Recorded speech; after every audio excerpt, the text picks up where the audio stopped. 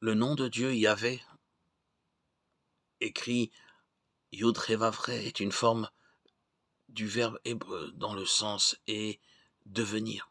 Il est, il était, il sera. Il est l'alpha, l'oméga. Le nom de Dieu peut signifier aussi qu'il fait devenir. Dieu se présente lui-même comme le Dieu qui a un dessein grandiose. Il fait toujours devenir réalité ce qu'il a décidé. Seul le vrai Dieu peut en toute légitimité porter ce nom, car les humains ne peuvent jamais être sûrs que leurs plans se réaliseront. Jacques 4,13. Seul Dieu peut dire « Ainsi sera ma parole qui sort de ma bouche. À coup sûr, elle aura du succès dans ce pourquoi je l'ai envoyée. » Isaïe 55,11. Les patriarches hébreux, Abraham, Isaac et Jacob, ont chacun invoqué le nom de Dieu, sans toutefois comprendre toute la signification du nom divin. Genèse 21, 33, 26, 25, 32, 9, Exode 6, 3. Par la suite, lorsque Dieu a révélé son intention de libérer leurs descendants, les Israélites, de l'esclavage en Égypte et de leur donner un pays ruisselant de lait et de miel, cela put paraître impossible. Exode 3, 17. Cependant, Dieu a souligné la signification éternelle de son nom en disant à son prophète Moïse « Voici ce que tu diras aux fils d'Israël. Dieu, le Dieu de vos ancêtres, le Dieu d'Abraham, le Dieu d'Isaac et le Dieu de Jacob, m'a envoyé vers vous. C'est là mon nom pour des temps indéfinis.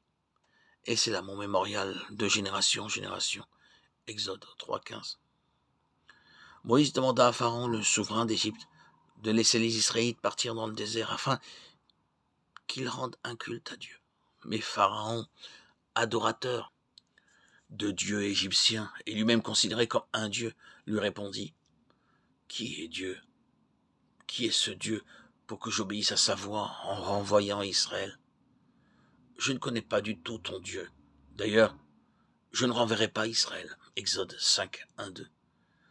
Dieu entreprit alors une action progressive pour réaliser son dessein, agissant ainsi en harmonie avec la signification même de son nom. Il fit venir 10 plaies sur les Égyptiens. La dernière plaie tua tous les premiers-nés d'Égypte, dont le fils de l'orgueilleux Pharaon. Les Égyptiens étaient alors impatients de voir partir les Israélites.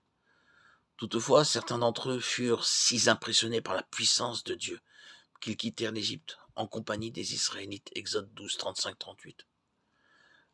Pharaon s'entêta encore et sortit avec son armée de plusieurs centaines de chars pour récupérer ses esclaves. Comme les Égyptiens se rapprochaient, Dieu ouvrit miraculeusement la mer Rouge afin que les Israélites puissent la traverser à pied sec. Alors que les poursuivants s'engageaient dans le lit de la mer, Dieu ôtait les roues de leurs chars si bien qu'il les conduisait avec difficulté. Les guerriers égyptiens se mirent à crier « Fuyons, évitons tout contact avec Israël, car à coup sûr, Dieu combat pour eux contre les Égyptiens. » Mais c'était trop tard. Les immenses murailles d'eau s'effondrèrent et recouvrirent les chars et les cavaliers, appartenant à toutes les forces militaires de Pharaon. Exode 14, 22, 25. Dieu se fit ainsi un grand nom, et à ce jour cet événement n'a pas été oublié. Josué 2, 9, 11. Dieu s'est fait un nom qui revêt une grande signification pour nous. Son nom est la garantie qu'il exécutera tout ce qu'il a décidé, notamment son dessein originel de faire de la terre un paradis.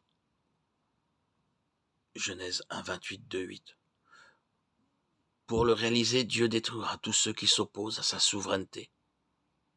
Aujourd'hui, car il a déclaré, il faudra que les nations sachent que je suis Dieu. Ézéchiel 38, 23. Tous ceux qui veulent recevoir la faveur de Dieu doivent apprendre à invoquer son nom avec foi. La Bible fait cette promesse.